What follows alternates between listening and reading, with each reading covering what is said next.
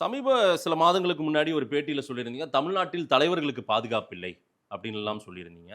தலைவர்கள் எல்லாம் பாதுகாக்க வேண்டிய நிலையை அரசு உருவாக்க வேண்டும். உருவாக்க வேண்டும். கரெக்டாக நான் சொன்னேன். ஏன்னு கேட்டிங்கன்னா, சகோதரர் ஆம்ஸ்ட்ராங் கொலை அதுக்கப்புறம் தான் நான் அந்த வார்த்தையை சொல்ல ஆரம்பித்தேன். அதுக்கப்புறம் அலர்ட் ஆயிட்டாங்களே கவர்மெண்ட். கவர்மெண்ட் அலர்ட் ஆகிறாங்க ஆகலைங்க ரெண்டாவது. ஆ. அந்த ஆம்ஸ்ட்ராங்கை வந்து அவங்க ஒரு கட்சி ரீதியாக ஒரு மாநில தலைவராக இருக்கிறாரு. அவரை வந்து வாட்ச் பண்ணிக்கிட்டே இருக்கிறாங்க. அவருக்கு இந்த மாதிரி இக்கட்டான நிலைகள் இருக்குது என்பது போலீஸ் ஐஎஸ்க்கு தெரியுமா தெரியாதா? தெரிஞ்சிருக்கணும்ல.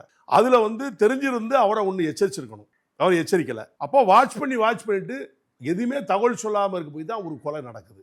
அது யார் எக்ஸ்ஆர்ஓ யார் செஞ்சாங்க, அவருக்கு எதிரி யார், மோட்டிவேஷன் யாருங்கிறது எனக்கு தெரியும். ஒரு பகுஜன் சமாஜ் பார்ட்டியுடைய மாநில தலைவரை கொலை செய்யும் பொழுது ஒரு தலைவருக்கே இந்த மாதிரி ஒரு நிலைன்னு சொன்னால் அப்போ அந்த இடத்துல காவல்துறை பொய்த்து போச்சா இல்லையா? அதனால தான் நான் சொன்னேன், அரசியல் தலைவர் அனைவருக்கும் பாதுகாப்பு அவசியம். இது அரசு செய்வதற்கு தவறிவிட்டது சொன்னேன், இல்லைன்னு சொல்லலையே. அப்போ அது கடமை. அவங்க எங்கே பாதுகாக்கிறது மக்கள் இருந்தாலும் கூட முக்கிய கவனம் யாருக்கு? அரசுக்கு தானே உண்டு.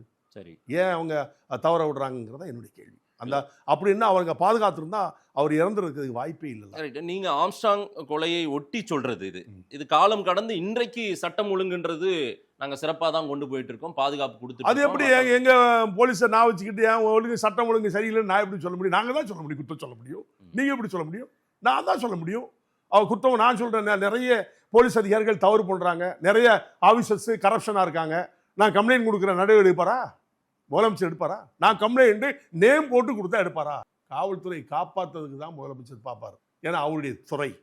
எந்த காவல்துறையும் அவங்க காப்பாற்ற தான் பார்ப்பாங்க. தப்பே பண்ணாலும் காப்பாற்ற தான் பார்ப்பாங்க. காப்பாற்றப்படவில்லை என்று சொன்னால் அவர் தவறு செய்கின்றார்கள் என்று அர்த்தம். அதனால அவர் காப்பாற்ற தான் பார்ப்பார். நிறைய அதிகாரிகளை நான் குற்றம் சொல்ல முடியும். காவல்துறை நல்ல அதிகாரிகள்லாம் நிறைய இருக்காங்க, இல்லைல்ல. அவங்கெல்லாம் எப்படி வச்சிருப்பாங்க அரசுங்கிறது உங்களுக்கும் தெரியும், எனக்கும் தெரியும். நல்ல அதிகாரிகளை தவிர்த்து கரப்ஷன் அதிகாரிகள் நிறைய இங்கே இருக்கிறாங்க. அதுதான் உண்மை.